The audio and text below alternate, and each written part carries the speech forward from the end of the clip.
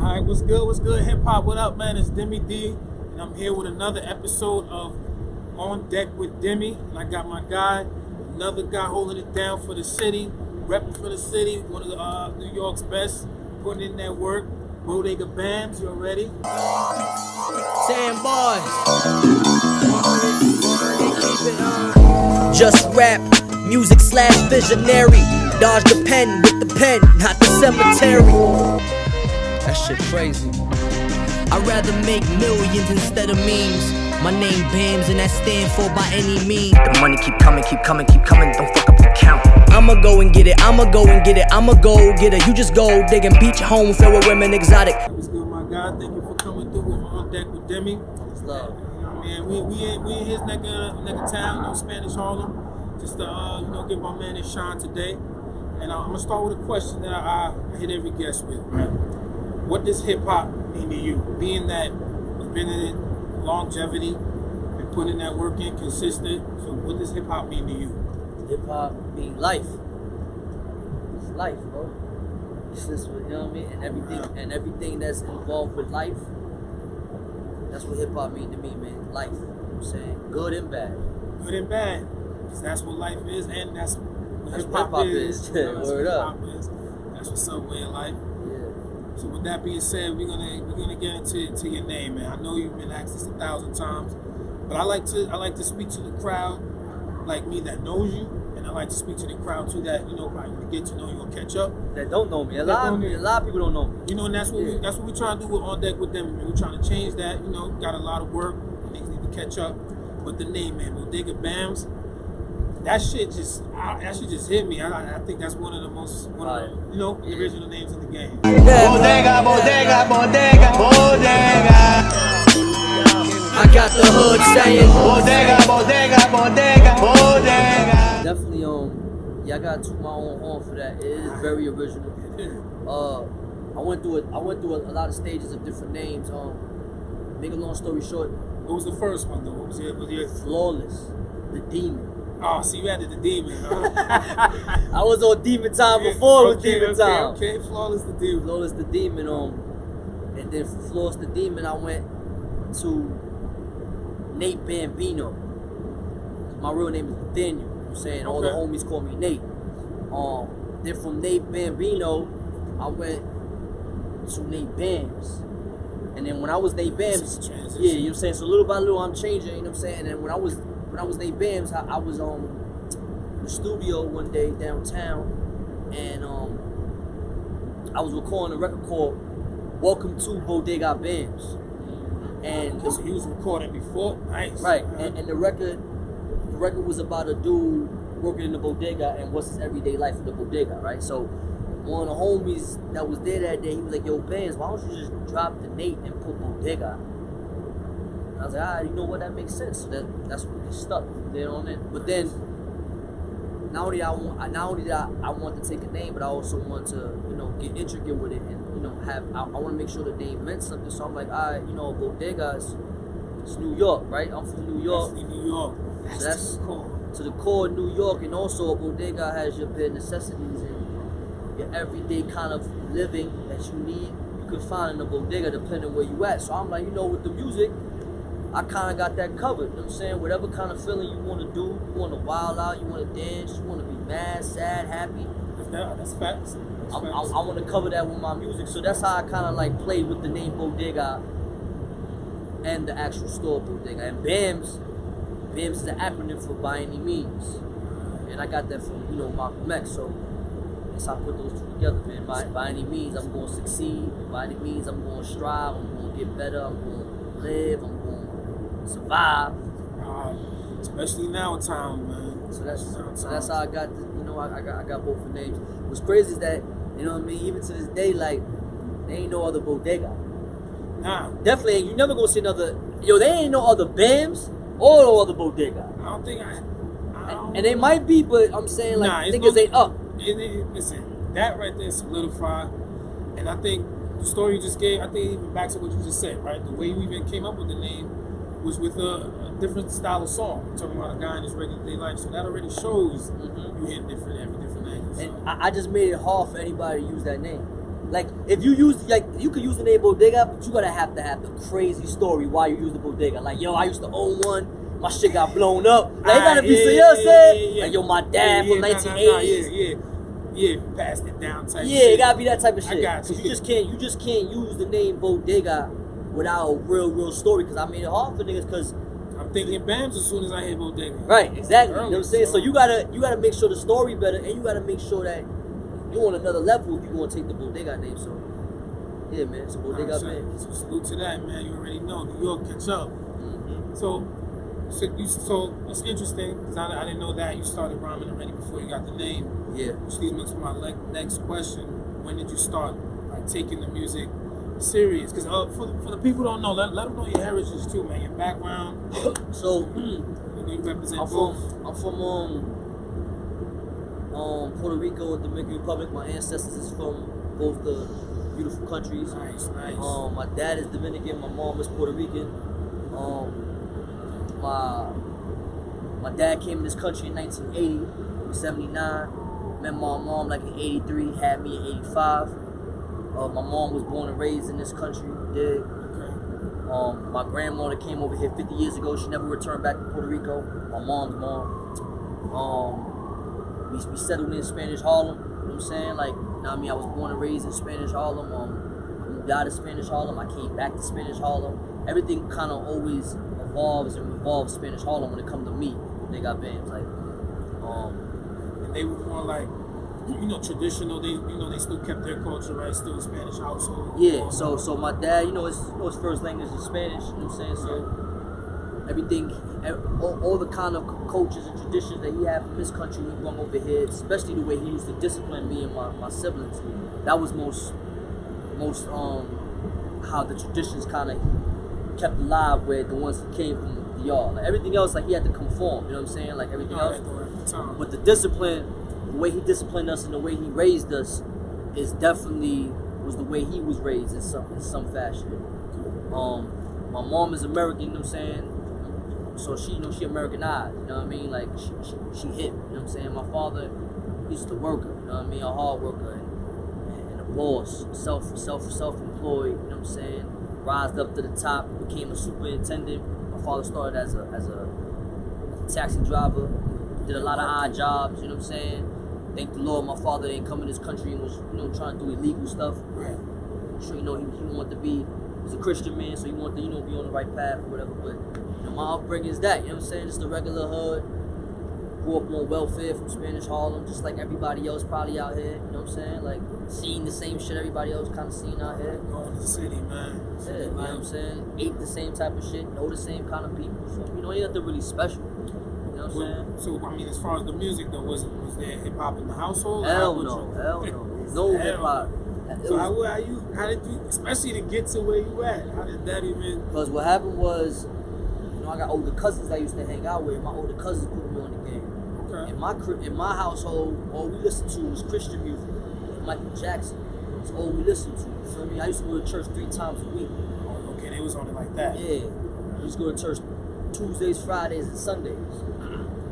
Go to church twice on Sundays. How about that? In the morning and afternoon. Oh, So that twice, though. Twice, bro. That's how. And you know what I'm saying? They said, nah, we need to. You got, you know what I'm saying? But that's so it was no hip hop in my crib. The only hip hop I would hear was whatever time I was outside, whatever was on the radio, whatever cars was blasted on the radio. And I have older family members who they put me on the game. So that's how I got put on to like, all the rappers that we grown to love. And I didn't. What was it for you though? Pac. Pac, that's the one that started. Pac was the one. You know what I'm saying? Pac to me, I just felt everything. I felt everything he was saying, what he was doing, how he was looking to my core. The first song that kind of like introduced me to hip hop though was Tennessee by Tennessee by Arrested Development. Shout out to them. Man. Yeah, that was the first song that kind of like introduced me to hip hop. That's one of my favorite songs to this day. That shit is great. It's incredible. It's great, like it's incredible. And they just to piggyback real quick, they had the melodies that niggas wasn't doing on this side. I hear a lot of Kendrick Lamar influence. Yeah, like see how they was doing just the breaks and like it was and that was the first song that introduced me. And then from that, I gradually went to Pac and big and got introduced to the whole scene. And I'm from Harlem, so around the time when I'm getting into music, this is when Diddy, when Puffy was, I still call him Puffy, when Puffy was still, well, this one Puffy was really taking control. Mace was coming out, Mace, 97, 98, 99, you couldn't tell him nothing. Everybody was trying to like Mace out here. Yeah, it was stupid.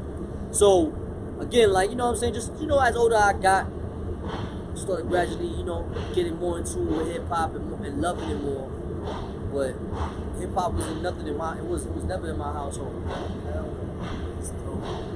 So what was the transition? So after you fell in love, when did you start like really picking it up and thinking like, yo, I'm taking it serious? Man, I ain't gonna hold you. I fell in love with the music, but I don't know if I fell in love with the idea of being a rapper until later. You feel me? Like, I started trying to rap at 14 years old when I went to high school, because I seen that was the thing to do in high school. I was a new kid coming to a different school, and the area that the school was in, I didn't know nobody around that area, so I was essentially just I was like the new kid on the block. So I'm peeping game and seeing what they doing over here, like, what I'm saying, like, what's the thing to do, and I seen everybody want to rap, so that's how I got into rap in high school. I mean, that's like a lot of people. It wasn't. I met a fellow rapper in high school.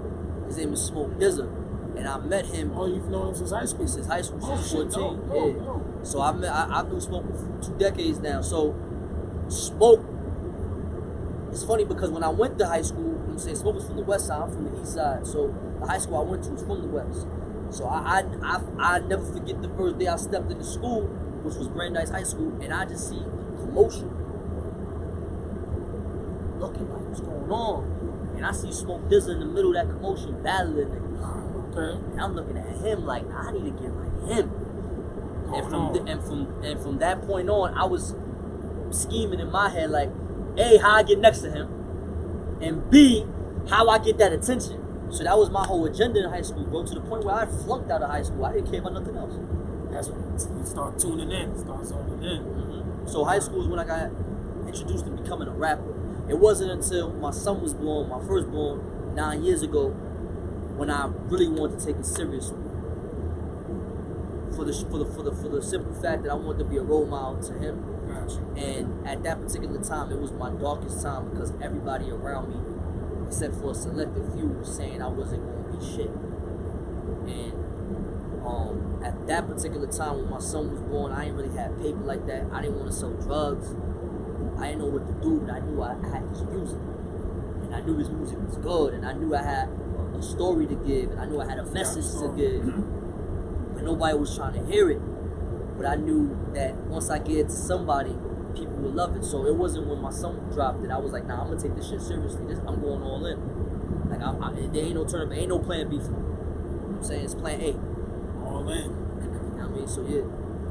No, so to that too. And I get to that part of everybody's story. I don't want to skim over that. Like, you see how you took a moment where you're like, listen, I gotta go all in. There's no ego. This is where you're focusing at. And you were saying how people weren't listening. A lot of people, a lot of new artists go through that when they just feel like, okay, people aren't listening. That don't mean you should give it up, or maybe you should tweak your shit a little bit. But you're not gonna just pop off as soon as you make your shit. Nah.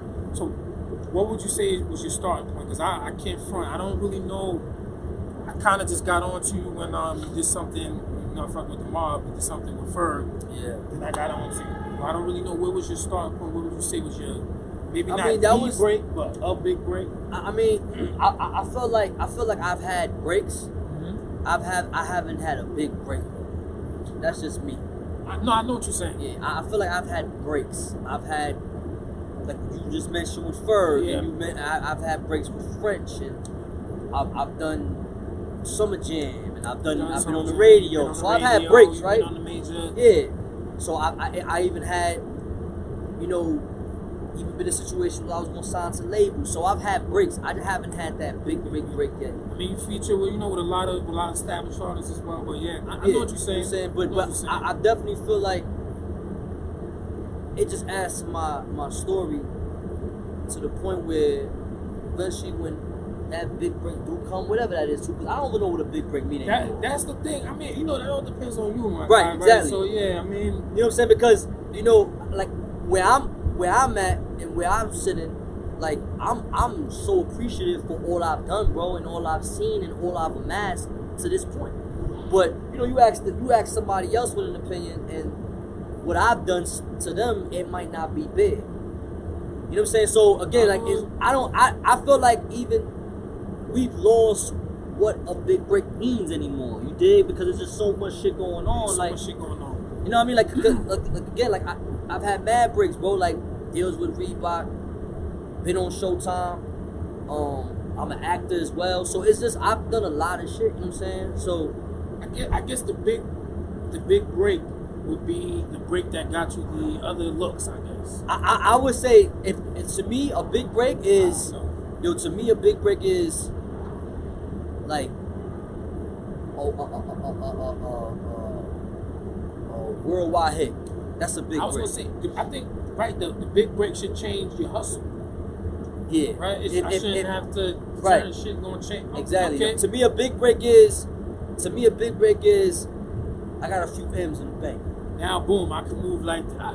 Right, it changed the way I'm hustling now. So. A big break to me, a big break to me is, oh yeah, I just got a record with Drizzy. Like that to me. You know what I'm saying? Like, oh, I got a record with. You know what I'm saying? I know what you're saying though, but so I'm making, you know what I mean? I'm making the ripples in the pond. You know what I'm saying? We throwing the rocks in the water. Resume, Yeah. resume. That's exactly why I got you here today, so people can hear this shit and see. And so that leads me to the first mixtape. We're talking 2009 now. Right. So and then you dropped that. How did you feel after you dropped that? The response you got? I mean, when the first tape I ever dropped, the rest is noise, bro. the first tape I ever dropped, it was more so for me more than anybody else. It was like me showing myself and the people I was around, like, damn, like we put something together. We put a body of work together. It didn't go nowhere. It didn't go on no blogs. It didn't do nothing. You know what I'm saying? Like, it didn't even hit the internet like that. But to my core people, we were working, so it felt good. But that was the motivation. That was the motivation. I remember I did that Restless Noise in a closet. You know what I'm saying? Like, had the mic in the closet in my grandma's crib.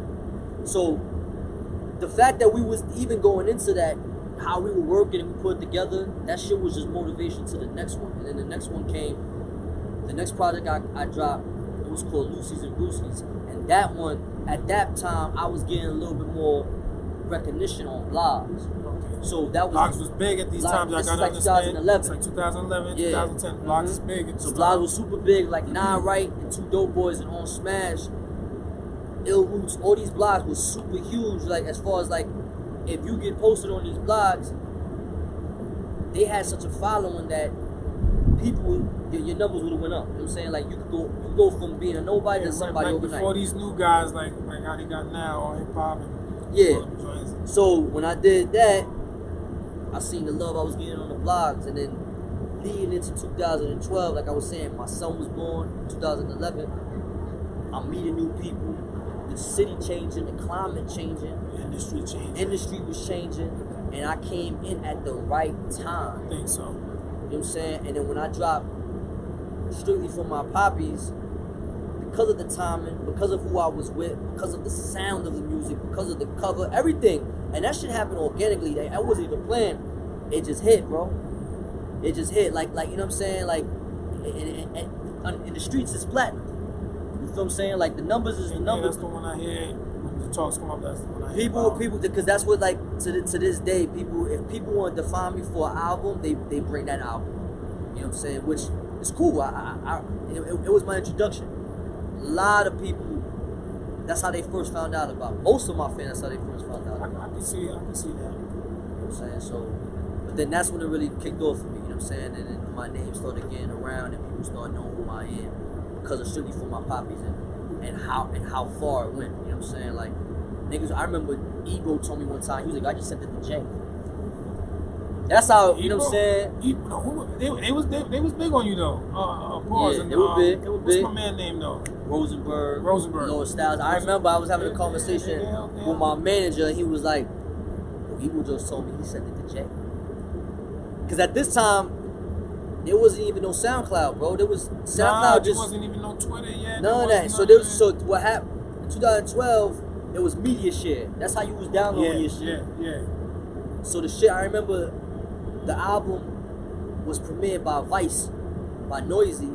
So all you had was the link to download it. You know what I'm saying? Like, and he said he sent that to Jay. So I said to say that I don't know if that's true or false, but what I'm saying is that that's how it ran around. Salute though, whether it's true or false, like, but like I said, they did try to hold shit down. So I mean, during this time though, I want to get into that too, because like you see, you had a few mixtapes before your actual debut, which was 2015. What's on your mind though right now? Are you thinking like, damn, I gotta get this debut out, or you just making the music and enjoying how it's flowing and just building up to it, or is that like a concern? Man, my mind was all over the place, man. Yeah. Hell yeah, it was a good and bad time. Only because I never had guidance, in the sense that I came in this shit dolo with me and mines. Nobody put me on. Nobody showed me the way. I had to learn from trial and error. So it's a good and a bad thing with that. The good thing is I'm the master of my own destiny. The bad thing is it's gonna take me longer to get there because nobody putting me on. So during the time from 2012 to 2015, when I debuted and dropped the album, nigga, I was making money more than I ever made. I'm tasting that. I'm tasting fame now. I'm tasting everybody knowing my name. I'm tasting, most importantly, the city knowing who I am. I'm tasting the notoriety. I'm on tour. I'm going to different states for the first time ever in my life. That's dope. So all this is happening literally so fast. It's like a whirlwind. You know what I'm saying? So gotta deal with, people around me who I don't think they're good for me. I gotta deal with, you know what I'm saying, hate. New energy. Lot of stuff, and I've never had somebody to be like, yo, come here.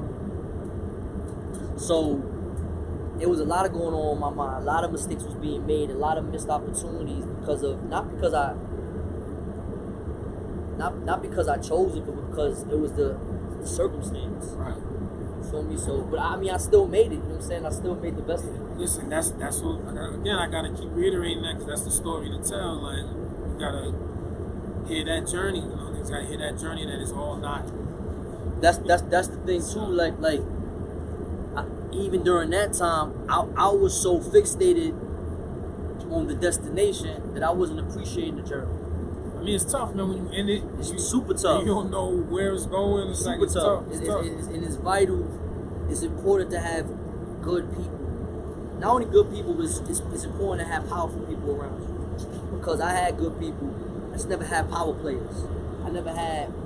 I've done everything on my And own. experienced people too. That Never had experience that. helps. And maybe that was my fault, or maybe it was just, it's not a part of God's plan. Like, God wanted me to go through this. Like, I remember I said a rhyme, like, I can't wait till I get $1 million because it's gonna feel better because I had to crawl to get it. You dig? Like, so I've always done shit on my own. You know what I'm saying? Like trial and error, and I've done a lot. You know what I'm saying? Nah, you gotta salute that, man. I mean, like you said though, it does help. It gets you further. But I definitely gotta salute that and respect that, because it's definitely not easy, man. Even though people may look at it like it is, or like what's going on is easy.